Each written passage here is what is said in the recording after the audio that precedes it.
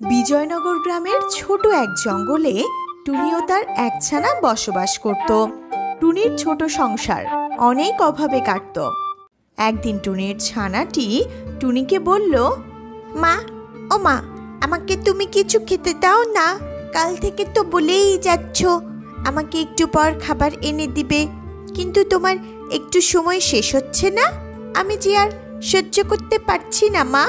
টুনির ছোট ছানা খাবারের জন্য মায়ের কাছে আকুতি করলেও দুদিন হলো মা টুনটুনি তার ছানার মুখে একটু অন্ন তুলে দিতে পারেনি। আমি তোকে আর কি বলবো বল, বনের মাঝে চলে এসেছে এক বিশাল দুর্ভিক্ষ। এই সময়ে সবার বাসায় খাবার অভাব চলে এসেছে। আশেপাশে কোথাও কোনো খাবার নেই। তোকে এখন আমি কোথা থেকে খাবার এনে দিব? মা, আমাকে তোমার খাবার এনে দিতে হবে না, তুমি আমাকে একটু জল এনে দাও। আমি জল খেয়ে প্রাণটা বাঁচিয়ে নেই, না হলে যে আমি মরেই যাব মা। ছানার এমন কথা শুনে টুনটুনির চোখে জল এসে গেল। মন খারাপ করে টুনটুনি ছানার জন্য জল আনতে চলে যায়। হায় সৃষ্টিকর্তা, আমাদের কোন পরীক্ষার মাঝে ফেলেছো? বনের সবাই না খেয়ে অনেক কষ্টের মাঝে দিন কাটাচ্ছে। তুমি আমাদের দিকে একটু তোমার সাহায্যের হাত বাড়িয়ে দাও, নইলে যে আমাদের সবাইকে না খেয়ে মরতে হবে। এই বলে মা টুনটুনি উড়ে যায় বনের পাশে একটি নদীর কাছে। সেখানে গিয়ে সে একটি পাত্রে জল নিয়ে আসতে থাকে। তখন পেছন থেকে কারোর ডাকের আওয়াজে টুনি থেমে যায় আর পেছনে ফিরে দেখে নদীর জলে ছোট একটি মাছ জলের উপরে ভাসছে। মাছকে দেখে টুনটুনি তার দিকে অবাক হয়ে তাকিয়ে থাকে। তখন মাছটি বলে, আমাকেও তোমার সাথে নিয়ে যাও না টুনটুনি পাখি। আমার এই বিশাল জলে থাকতে অনেক কষ্ট হচ্ছে, তুমি আমাকে তোমার সঙ্গে নিয়ে চলো। কিন্তু আমি তোমাকে আমার সঙ্গে নিয়ে গিয়ে কি করব বলো? আমাদের বনের মাঝে তো অনেক অভাব। এর মাঝে তোমাকে নিয়ে গেলে তোমাকে একবেলা ঠিকভাবে খাবার দিতে পারবো না। আমাকে খাবার খেতে দিতে হবে না, তুমি শুধু আমাকে ছোট্ট একটা পাত্রে থাকতে দেবে, তাতেই হবে, তাতেই আমি খুশি হব। আচ্ছা ঠিক আছে, চলো আমার সাথে।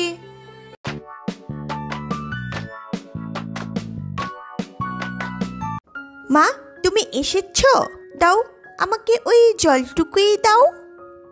টুনির ছানা পেট ভর্তি করে জল খেয়ে নেয় আর টুনটুনি সেই মাছটিকে ছোট একটি বাটিতে করে রেখে দেয়। সেই দিনটা টুনটুনি ও তার ছানা জল খেয়েই কাটিয়ে দেয়। পরের দিন সকাল হতেই টুনটুনির ছানা অনেক অসুস্থ হয়ে পড়ে। ছানা, ছানা, তুই কথা বল। তুই এমন চোখ বন্ধ করে রেখেছিস কেন? চোখ খোল। হে সৃষ্টিকর্তা, এখন আমি কি করব? ছানার এমন অবস্থা দেখে টুনটুনি অনেক দিশেহারা হয়ে পড়ে। তার একমাত্র ছানার এমন অবস্থা দেখে সে অনেক ঘাবড়ে যায় আর এদিক সেদিক ছোটাছুটি করতে থাকে। উঠতে উঠতে এক সময় টুনি পায়রার কাছে চলে যায়। পায়রা, ও পায়রা, আমাকে কিছু খাবার দাও না গো। আমার ছানাটা 3 দিন ধরে না খেয়ে রয়েছে। খাবার না খাওয়ায় ও আজ অনেক অসুস্থ হয়ে পড়েছে, চোখ খুলছে না।